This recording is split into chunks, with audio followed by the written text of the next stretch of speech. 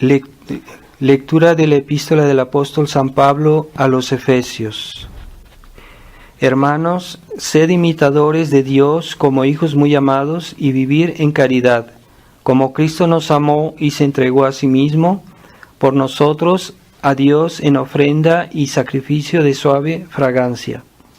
Mas la fornicación y toda carnalidad y la avaricia ni se nombre entre vosotros, cual conviene a santos, ni palabras torpes o vanas, ni chocarrerías impertinentes, sino más bien acciones de gracias.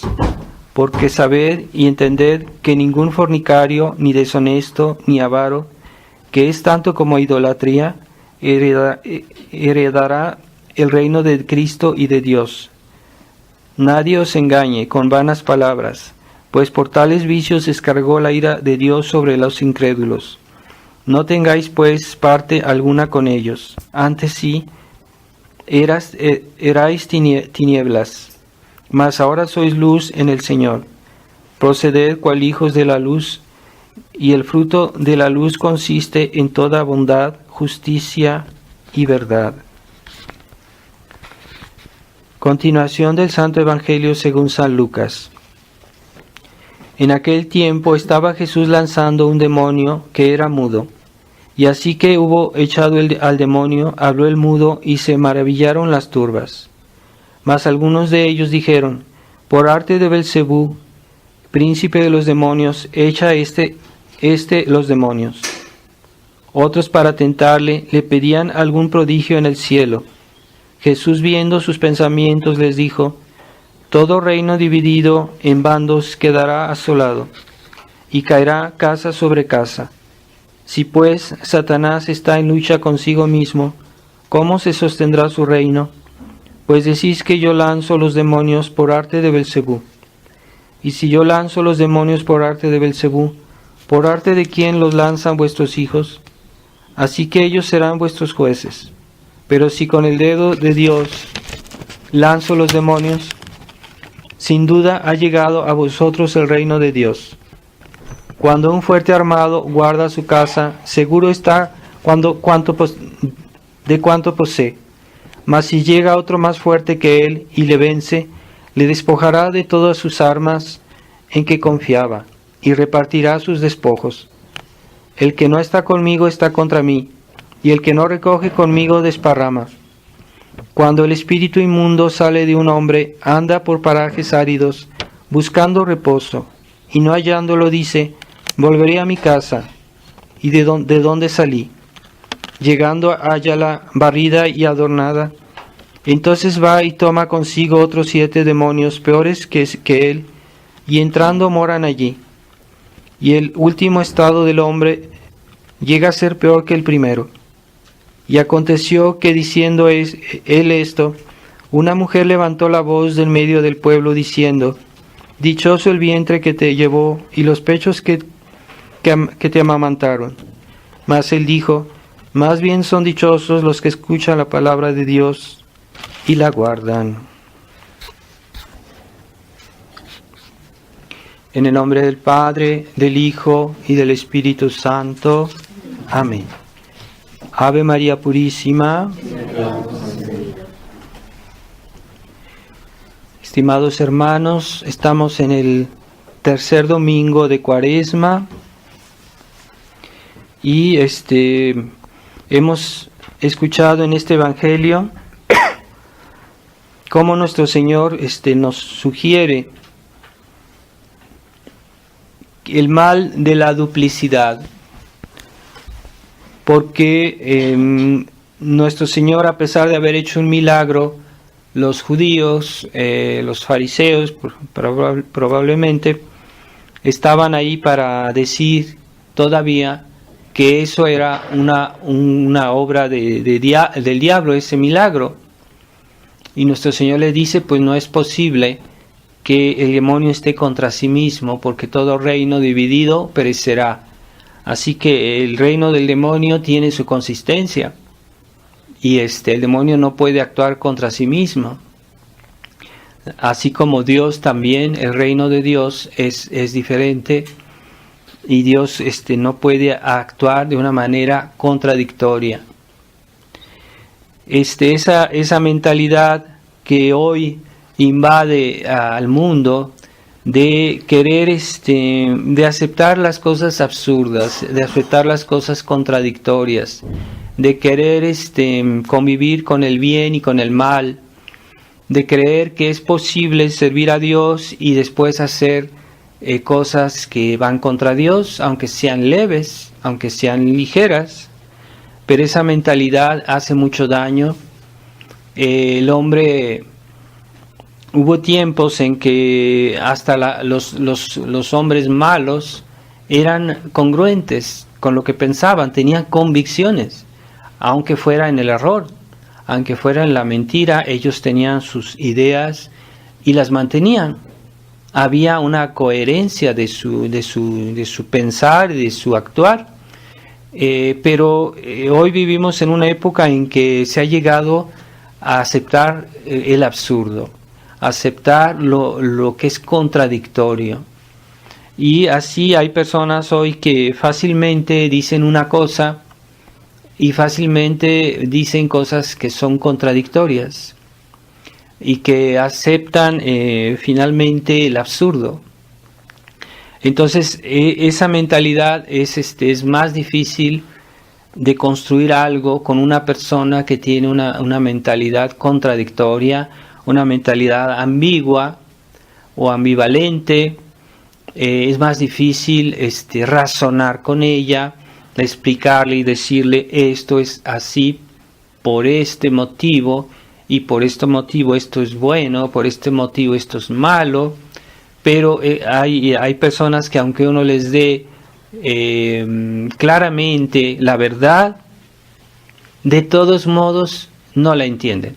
O de todos modos encuentran que hay otras cosas que pueden ser verdad al mismo tiempo y que son contradictorias. Así que esa coherencia que tiene, que tiene Dios, porque Dios hizo el mundo, hizo la iglesia, y todo lo que Dios hizo es coherente, es armónico, es lógico, no hay nada de absurdo, digamos, de arbitrario en lo que Dios hizo. Entonces, si nosotros cuando tomamos nuestro catecismo, tomamos la doctrina de la iglesia, vemos que toda la doctrina de la iglesia es muy, muy coherente, muy armónica, y que si negamos una verdad de nuestra fe, todo se cae, todo se destruye, porque está tan bien ensamblada la verdad que no se puede desechar algo sin negar el todo. Si Dios se equivoca en una sola cosa, Dios se puede equivocar en todo, entonces no es Dios, entonces no es infalible, no es la verdad misma. De ahí la importancia de tener ese sentido de la verdad, esa intransigencia por la verdad y decir, bueno, si esto es verdad, todas las otras verdades deben estar en armonía con esta verdad, porque si no, no sería verdad. Entonces no puede haber dos verdades contrarias, dos verdades contradictorias. Siempre la verdad es armónica. Entonces ese sentido de la armonía de la verdad, de la coherencia de la verdad, nuestros contemporáneos lo han perdido. Y es lo que nosotros a veces llamamos tener un espíritu liberal. Es una persona que es incoherente, que no es lógica en sus pensamientos, que hay cosas que deberían ser evidentes, pero que no las ve, que no entiende Entonces hoy se hace tal publicidad a esa mentalidad y se dicen cada cosa más necia, más absurda, y la gente lo acepta, ¿verdad? Como decir esas expresiones que utilizan hoy diciendo que cada quien tiene su verdad y hay que respetarlos, hay que respetar. Yo respeto tu verdad, yo respeto tu manera de ver, y no es así. no hay dos verdades. Si fulanito piensa que esto es de color blanco y el otro piensa que es de color negro, pues uno de los dos tiene que equivocarse, ¿verdad? No es posible que los dos tengan razón. Y si uno tiene razón, pues ahí sí yo puedo respetar eso que él dice. Pero si el otro está negando algo evidente, no puedo respetar su opinión y no puedo decir que es su verdad, porque no es su verdad, en realidad es un error. Esa persona está en un error, aunque pretenda tener la verdad, pues está en el error. Y por lo mismo que está en el error, yo no puedo respetar el error. O esa persona, en razón de su opinión, no tiene derecho al respeto, ¿verdad? No podemos respetar algo malo como tal. No todos tenemos la autoridad, ¿verdad?, para castigar un pecado, una falta de alguien, pero sí tenemos el derecho a decir que está mal. Tenemos el derecho a pensarlo y a desaprobarlo, por lo menos en nuestra persona, podemos y debemos. Entonces, cuando algo es evidente y no lo aceptamos, hacemos un pecado, porque Dios hizo de tal manera las cosas que debemos respetar ese orden, ¿verdad? Dios hizo la inteligencia del hombre para la verdad. El objeto de la inteligencia es la verdad, no el error. Por eso, cuando alguien acepta el error, se vuelve culpable. De ahí viene el sentido de la palabra pecado, ¿verdad? Cuando alguien utiliza algo que Dios hizo para una finalidad y esta persona no respeta esa finalidad, hace una falta, hace un pecado, ¿verdad? Entonces, si Dios me dio la inteligencia para conocer la verdad, para buscar la verdad, y yo no la uso para eso, yo la uso para buscar el error, estoy haciendo un pecado.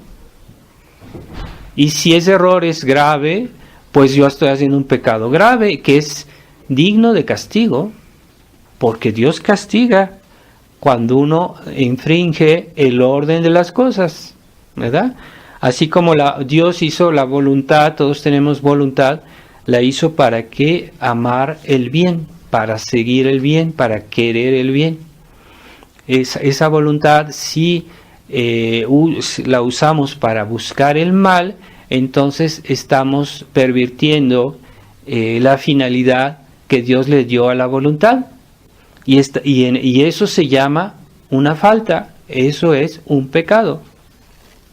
Entonces debemos tener claro en nuestra mente esas cosas, ¿verdad? Es como si Dios hizo la boca para comer, ¿verdad? Pero yo no puedo comer por la nariz. Es absurdo, ¿verdad? Pero es que es el orden de la creación.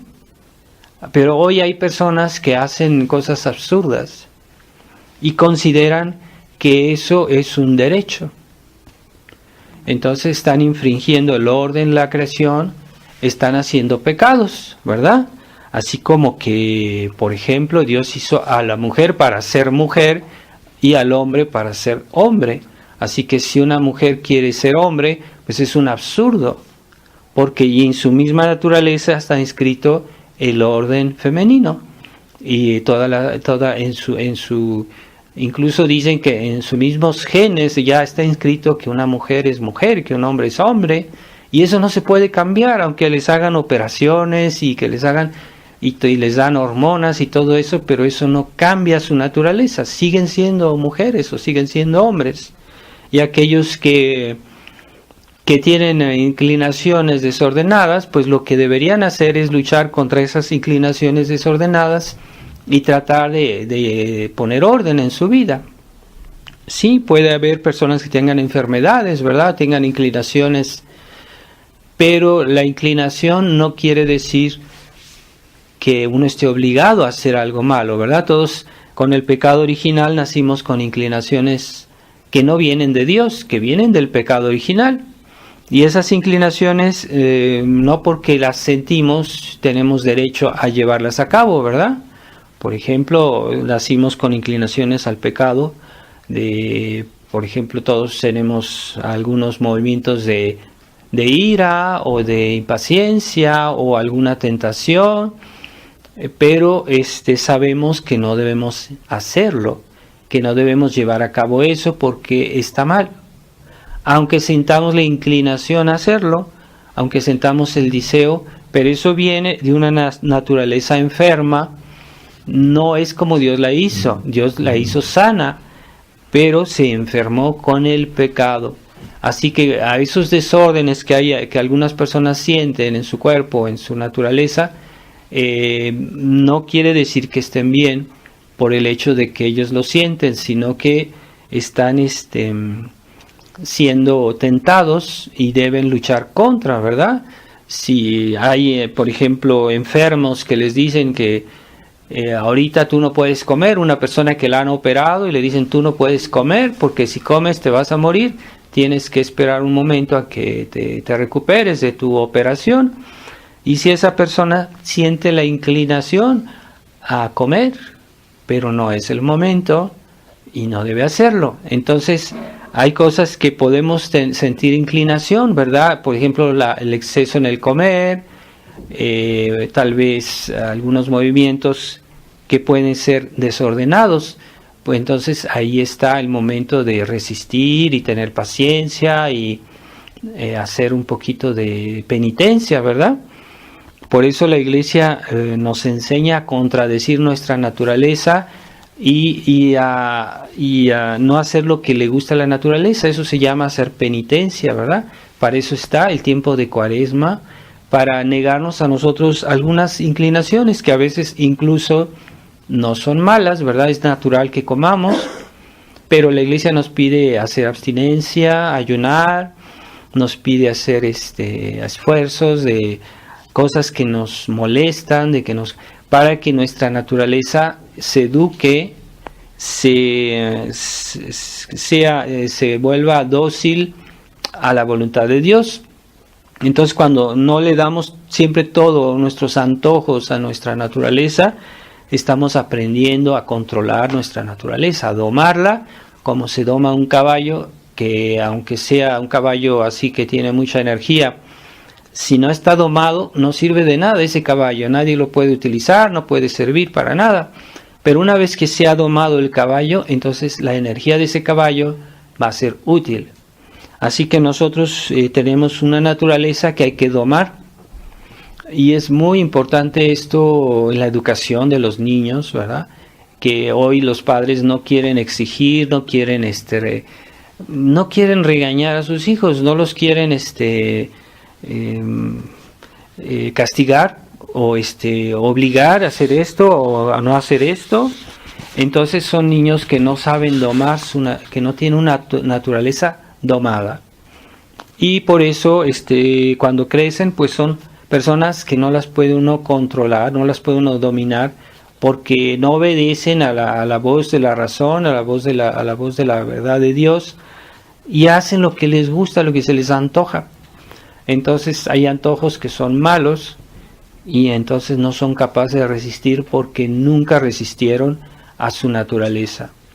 Y ahí está el secreto del tiempo de Cuaresma, que nos ayuda a saber dominarnos y a privarnos de lo que nos guste. Por eso yo les insisto, hagan penitencia, hagan actos de mortificación en este tiempo de Cuaresma, cada quien según sus fuerzas, su salud, pero hay una mortificación exterior y una mortificación interior que también se puede practicar, ¿verdad? Tener paciencia con las personas molestas, ayudar a las personas que lo necesitan, dar nuestro tiempo para hacer alguna buena obra, privarnos de ver cosas que nos gustan y sobre todo cosas que están mal, hacer más esfuerzos, conversión. La Cuaresma es tiempo de conversión, de confesión y también de mortificación, ¿verdad?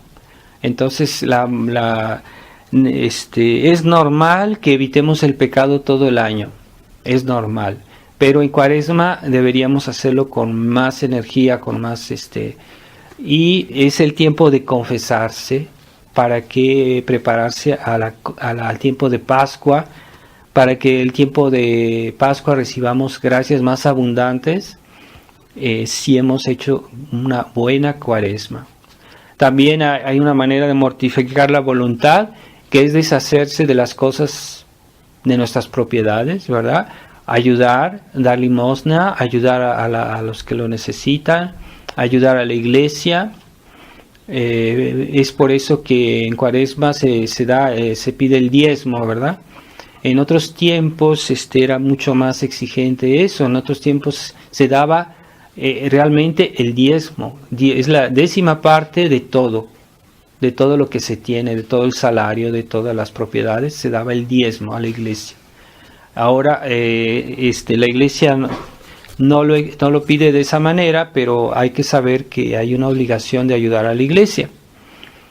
Pero también se puede hacer en un espíritu de penitencia, o de ayudar a los pobres, de ayudar a los demás.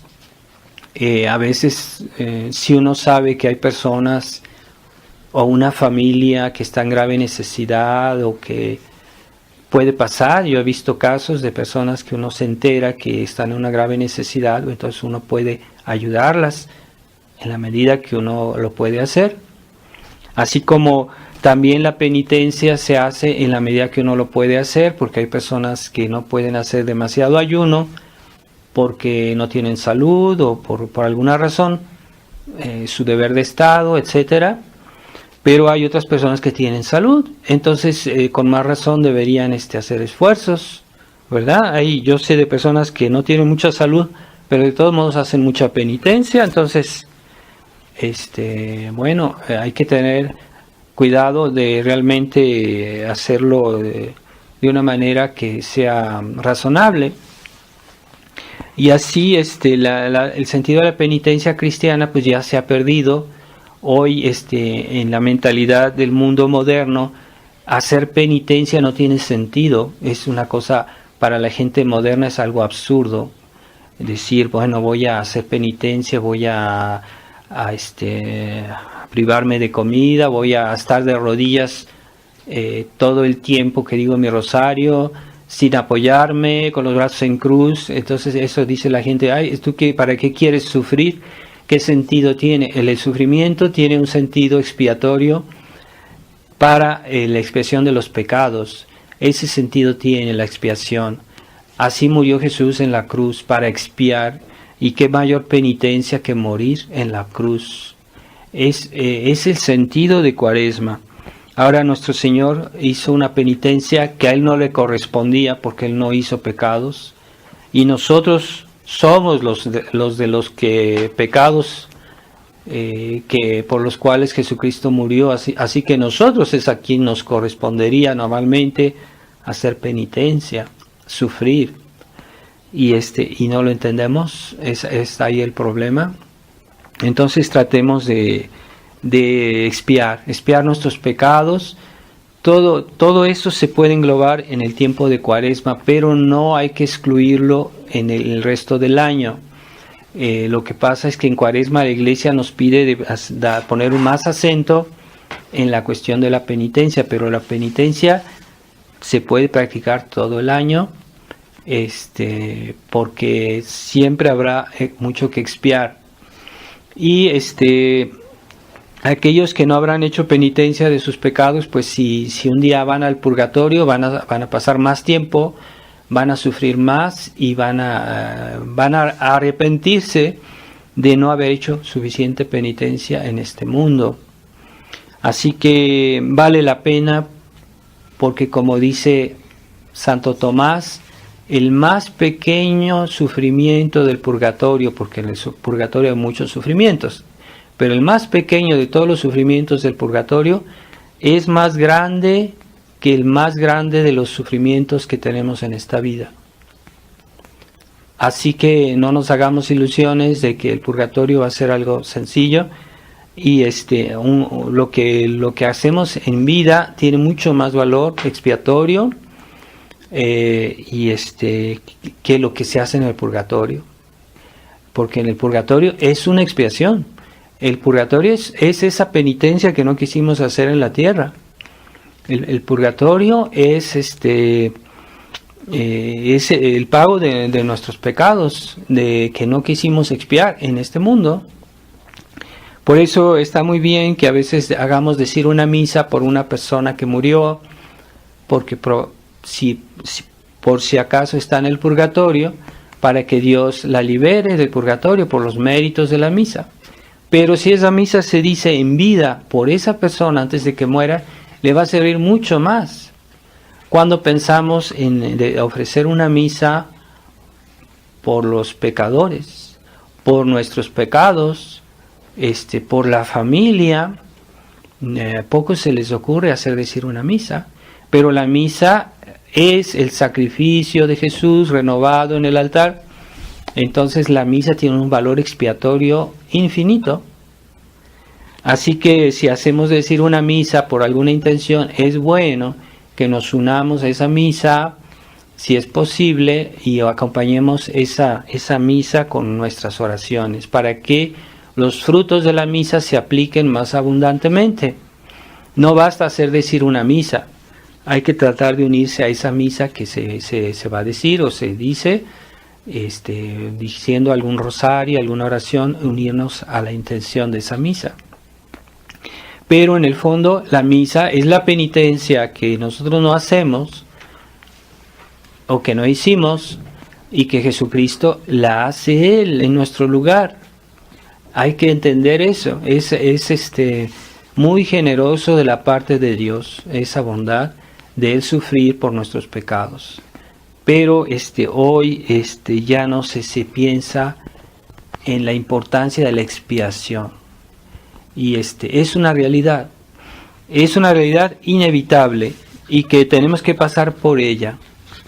Entonces hay la expiación voluntaria, la expiación meritoria, porque es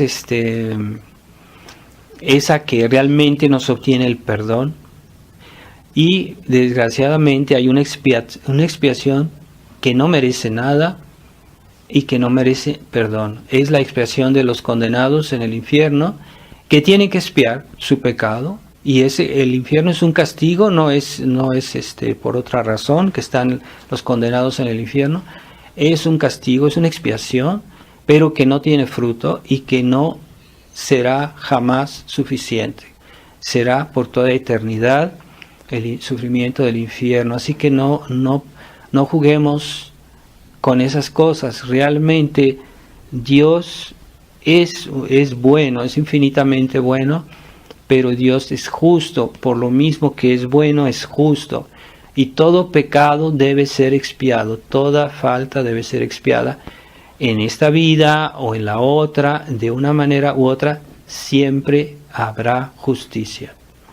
Y como Dios es infinitamente justo, pues bien, la justicia es muy exigente. Dios no va a dejar pasar nada. Como dice nuestro Señor, hasta los cabellos de vuestra cabeza están contados. Dios os pedirá cuentas de la mínima palabra ociosa. Así que hay que tomar en cuenta todo eso y no perder ese momento precioso de esta vida, porque todo lo que hacemos en esta vida, que a la gente a veces está ahí perdiendo el tiempo y uno le dice, ¿qué estás haciendo? Y dice, estoy pasando el tiempo. Pues este tiempo de esta vida es decisivo, porque lo que se hace en esta vida es para toda la eternidad. Esta vida va a decidir cuál será nuestra eternidad, no solo cuál, cómo será nuestra eternidad, nuestro nivel de felicidad o el nivel de desgracia o de sufrimiento por lo que se hace en esta vida. Así que todo lo que hacemos en nuestra vida es importante porque tiene consecuencias eternas. Así que yo voy a preparar la comida, o que yo voy a salir, que voy a hacer esto, decirle esto a esta persona. Todo es importante porque tendrá consecuencias eternas, así nomás, así de grave, así. Entonces, aunque ese detalle parezca que no en sí no es grave, pero sí lo es por las consecuencias, porque Dios nos dio esta vida para escoger la eternidad feliz o la eternidad de desgracia. Y todo lo que hagamos concurre a eso, todos los actos que hacemos conscientemente, sabiendo que hacemos el bien o hacemos el mal, todo eso tendrá consecuencias. Pero como esta vida está, Dios nos la dio, esta vida nos la dio para escoger la eternidad, en razón de esa eternidad, pues esta vida adquiere mucha importancia. Todos los actos que hacemos tienen mucha importancia. ¿Qué importancia? Una importancia eterna. Sí, pero no, yo no veo el cielo, yo no veo... sí, pero aunque no lo veas. Y Dios te puso aquí en este mundo para eso. Así que el gran drama de los hombres de hoy es que no entienden eso. Están pasando esta vida, pasando el tiempo, pasan los días, pasan los años y no hacen nada por su alma. Entonces, qué drama, qué desgracia esas personas, ¿verdad? Y que si uno les quiere decir, pues hay un Dios, hay una ley, hay una iglesia católica que respetar, no quieren saber de eso, no les interesa. Tienen otras cosas más importantes, según ellos, que hacer. Sí, yo no fui a misa porque tengo que hacer esto, porque tengo que ir allá, porque entonces se olvidan de lo más importante. Y el orden que hay en el mundo es el orden que Dios hizo. Cuando nosotros utilizamos un aparato, nos fijamos de qué manera el fabricante lo concibió y cómo debe funcionar, pues respetamos las reglas del fabricante, si no, ese aparato no va a funcionar. Entonces, cuando Dios hizo el mundo y cuando Dios lo rescató por la redención, Él puso sus reglas. Y esas reglas, si uno no las respeta, es solo para nuestra desgracia. El que no las respeta es el que va a pagar las consecuencias. No hay otra opción, no hay otra salida, no hay otro orden. El orden actual de la creación, el orden actual de las cosas, es que nos debemos salvar por medio de la iglesia, por medio de Jesucristo, por medio de los sacramentos, por medio de... Y no hay otro medio, no hay otra posibilidad imaginable, imposible, que el orden que Dios hizo. Así que cuando alguien pretende salvarse sin Jesucristo, imposible. Nadie se puede salvar sin Jesucristo porque Jesucristo es el Redentor. No te puedes salvar por el Espíritu Santo, no te puedes salvar por Dios Padre. No, porque el que se encarnó para salvarnos y que murió en la cruz fue el Verbo. No hay otra posibilidad. Por eso en la iglesia siempre se nos habla de Jesucristo, Jesucristo, Jesucristo. No es que se niegue que el Espíritu Santo y el Padre sean igual de importantes, porque son las tres personas de la Santísima Trinidad, pero en el orden actual de las cosas nosotros necesitamos más a Jesucristo, porque es el mediador, porque es el Redentor, y no hay otro camino. Nadie se puede salvar por Buda o por Mahomet o por Lutero, por nadie. No, son falsas opciones que el demonio ha sembrado en el mundo para desviar a las almas de lo que es importante, de lo que es verdaderamente nuestro fin, nuestra salvación. Entonces, cuidado con esas cosas. También Jesucristo, Él dijo, sí, yo soy el mediador, pero yo quiero que las gracias que yo gané se apliquen por medio de la iglesia, por medio de la Santa Misa. No hay otro medio. Si yo quiero que Dios me perdone mis pecados, tengo que confesarme. No hay otro medio. Entonces los hombres dicen, no, es que yo no me confieso porque los sacerdotes son pecadores como yo. Pues todos somos pecadores, sí. Pero Jesús decidió que fuera así y no hay otro medio, ¿verdad? Entonces Jesucristo dijo, yo morí en el altar para tu salvación, pero las gracias que yo gané en el Calvario se aplican en la Santa Misa. Es en la Santa Misa que yo recibo esas gracias que Jesucristo ganó cuando murió en el Calvario. No hay otro medio. Entonces, la asistencia a la misa es muy importante. Es ahí que se nos aplican las gracias que Jesucristo ganó en el Calvario. Por eso la Iglesia puso la obligación de ir todos los domingos a misa. Obligación grave, bajo pecado grave.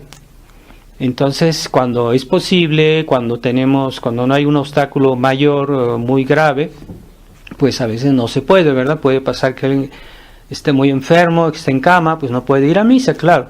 Pero cuando razonablemente alguien puede ir a misa, debe ir a misa. Y así. Pero debemos comprender que la iglesia es algo necesario. No porque porque Jesucristo lo decidió así. Y dijo, yo quiero que, si quieren salvarse, si quieren recibir las gracias que yo gané, tienen que ir a la iglesia católica. A la iglesia como Jesucristo la fundó. Pero el demonio siempre encuentra nuevas astucias para destruir. Y lo que ha intentado el demonio ahora es pervertir la iglesia. Hacer nuevos sacramentos, nueva misa, nueva teología. Y entonces no es realmente eso la iglesia. Entonces lo que hay que hacer es buscar la verdadera misa, los verdaderos sacramentos, la verdadera enseñanza de la iglesia. Ahí está la salvación. Pero si se pervierte eso que Dios hizo para nuestro bien, pierde su valor, ¿verdad? Es como si yo, una manzana me sirve para alimentarme, pero si esa manzana está envenenada, pues ya está pervertido el orden de esa comida y en lugar de hacerme bien, me hace mal. Entonces yo no debo comer manzanas que están envenenadas. Y entonces por eso es cierto que necesitamos de la iglesia, pero la iglesia tal como Jesucristo la fundó, no como fue modificada, pervertida por los enemigos de la iglesia, que entraron en la iglesia y que han querido modificar la iglesia al gusto del mundo, al gusto del demonio, al gusto del pecado. Entonces pierden su valor. Ya no es igual. Hasta los sacramentos modernos ya se puede dudar si son válidos, porque si uno cambia como Jesús los hizo, Jesús le dio una materia, una forma, un ministro. Si uno no respeta esas reglas que vienen de Jesucristo, ese sacramento en realidad no es sacramento, no vale, no da la gracia. Si yo cambio las palabras de la consagración de la misa, ya no hay hostia, Jesús no baja al altar, ya no está presente la presencia real de nuestro Señor. Entonces no basta que haya misas, porque hay misas protestantes, hay misas modernistas, no basta que haya misas, tiene que ser la misa católica, la misa tradicional, la misa que viene en la tradición de la iglesia de 2000 años de existencia. Porque lo que Jesucristo hizo nadie lo puede cambiar, ni el Papa. Lo que Jesucristo dijo en el Evangelio nadie lo puede retocar, ni el Papa. El Papa está ahí para cuidar, así como los pastores, nosotros los sacerdotes estamos aquí para cuidar lo que recibimos, la herencia que nos viene desde Jesucristo, que nos ha sido transmitida de generación en generación hasta nuestros días. La iglesia no cambia. Y hay cosas que la iglesia puede cambiar, algunas oraciones, algunas cosas, pero aquello que la iglesia, Jesucristo lo hizo, nadie lo puede cambiar, porque para cambiar lo que Jesucristo hizo deberíamos ser una autoridad más importante que Jesucristo, y como no somos dioses, entonces no podemos retocar lo que Jesucristo hizo. En algunas cosas Jesús dejó libertad a la iglesia, a los hombres de iglesia, de hacer, ¿verdad? De modificar, pero en otras no. Entonces aquellas que Jesucristo hizo son para siempre.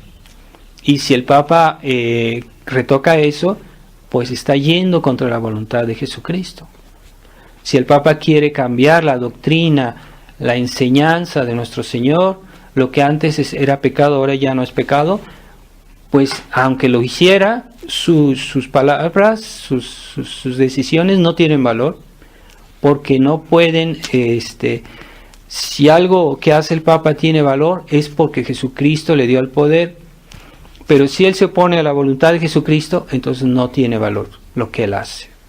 Y ahí está la cuestión, que muchos católicos no entienden y quieren exagerar en esa, ¿cómo se dice?, autoridad del Papa, ¿no? El Papa tiene autoridad para eso que Jesucristo le dio autoridad, pero no tiene autoridad para hacer lo que Jesucristo no le dijo de hacer.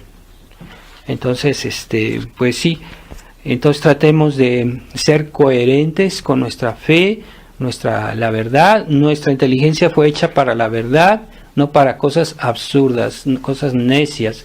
Y hoy la gente se ha acostumbrado a la necedad, a cosas que no tienen sentido, que no se pueden explicar porque son finalmente perjuicios que tienen estas personas, y no es porque entienden algo, nada más porque los demás lo hacen, ¿verdad? Y está mal, ¿verdad? Debemos superar eso. Entonces vamos a esta mañana es la fiesta de la Anunciación. La fiesta de la Anunciación es una gran fiesta, es el día que el Verbo se hizo carne, pero también según una antigua tradición se dice que fue un 25 de marzo que murió nuestro Señor.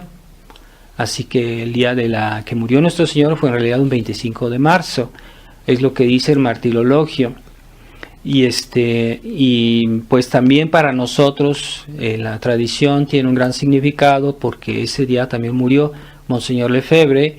Mañana es el aniversario de su muerte, entonces yo voy a decir la misa por él. No creo que él necesite nuestras oraciones, pero es nuestro deber pedir por él o por sus intenciones. Yo creo que podemos hacerle ese regalo de pedir por sus intenciones, pedir por lo que queda de la fraternidad, porque la fraternidad de San Pío X ahorita está desfigurada completamente.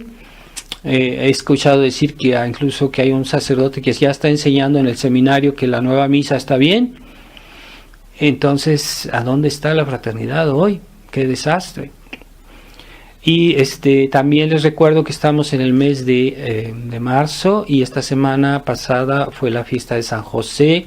Entonces tengamos presente a San José en este mes, patrón de la Iglesia Universal. Pidamos por la Iglesia, para que Dios a San José, porque la Iglesia pasa unos momentos muy difíciles.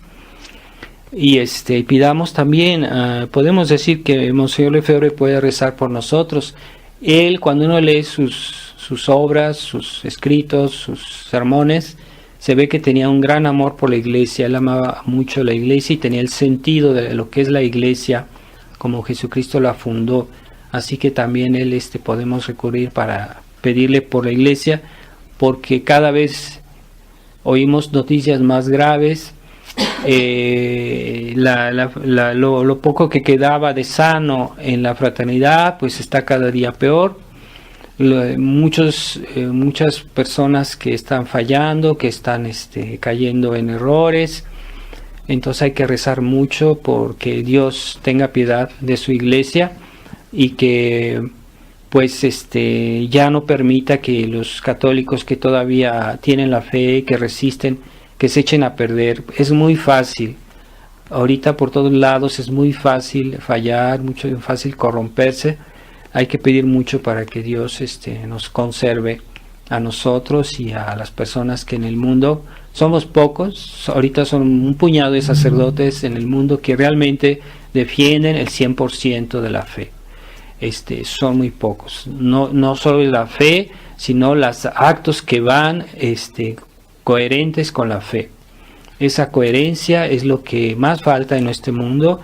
Pidámosle a Dios tener siempre coherencia en nuestra vida, respecto a nuestras convicciones, a la enseñanza de Dios y de su Iglesia. Ave María Purísima, sin pecado concebido. En el nombre del Padre, del Hijo y del Espíritu Santo. Amén.